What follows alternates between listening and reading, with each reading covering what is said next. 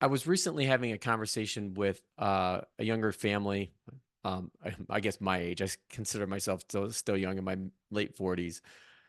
But something changed with them about retirement.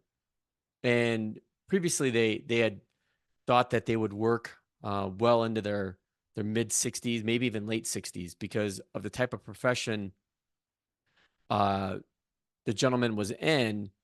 His income would go up significantly.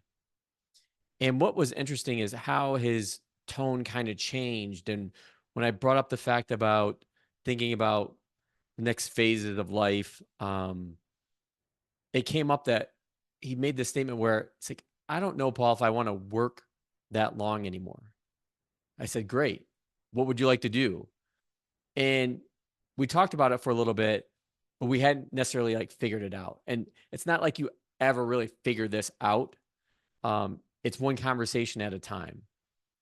And what I want people to get out of this particular conversation or episode is that there's more than one way to retire.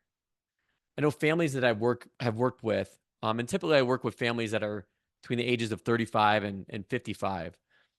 But I do have a fair share of clients who have already retired.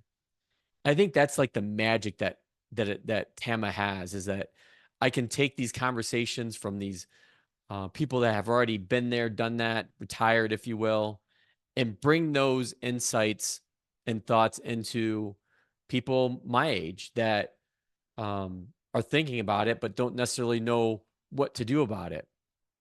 And I'm going to, for those of you watching on YouTube, sorry for the audio listeners, I'm going to share my screen and bring up a graphic that kind of gives an idea of these three potential approaches to retirement. One that I'm especially fond of is what I call the hybrid retirement plan. So, what is that?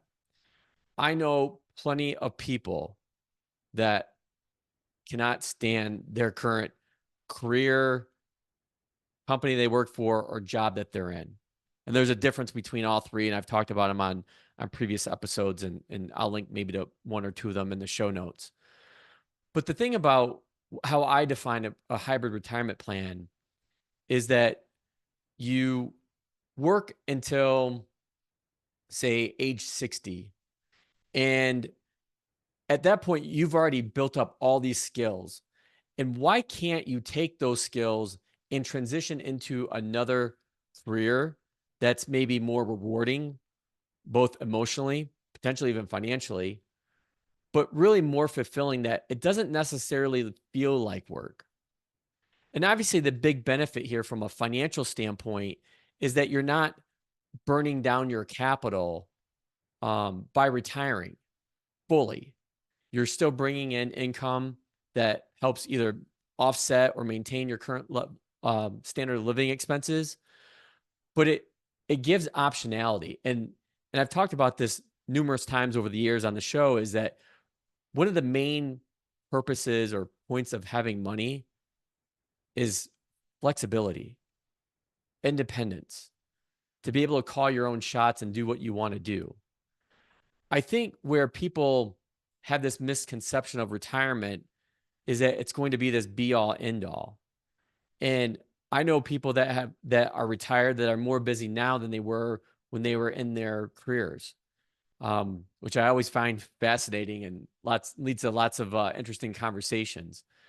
But to think about that, you're going to give up 40 years, 30 years, 25 years of your prime age living years, then to just call it all off and sail off into the sunset, something about that has never really sat right with me. And it's one of the reasons why, after a 25-year corporate career, I finally made the decision that I was going to start doing what I wanted to do.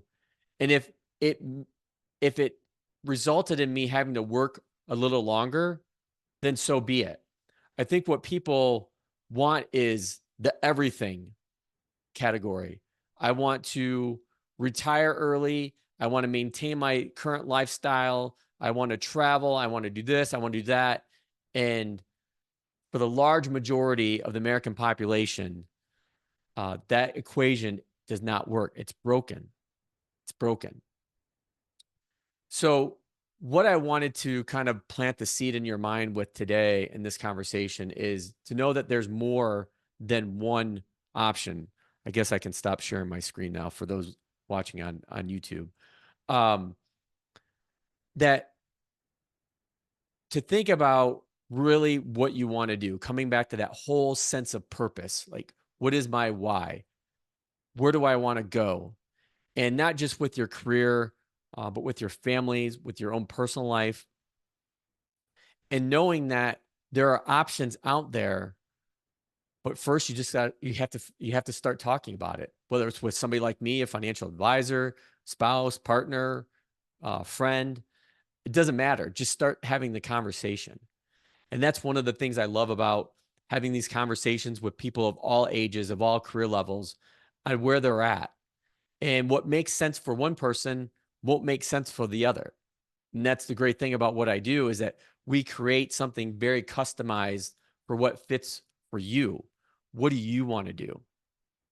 And that could be a hard question to ask, and one that you're not going to figure out overnight, and one that's going to take some time and some serious thought to think about. But the last thing you want to do is you don't want to be having those thoughts and those conversations with yourself, if you will, when you're about ready to retire. You want to start having those 10, 15 years before you're thinking about getting to that place. So, with that said, just know that there's more than one retirement plan strategy out there for you. That's all for this week. We'll look forward to seeing you again soon.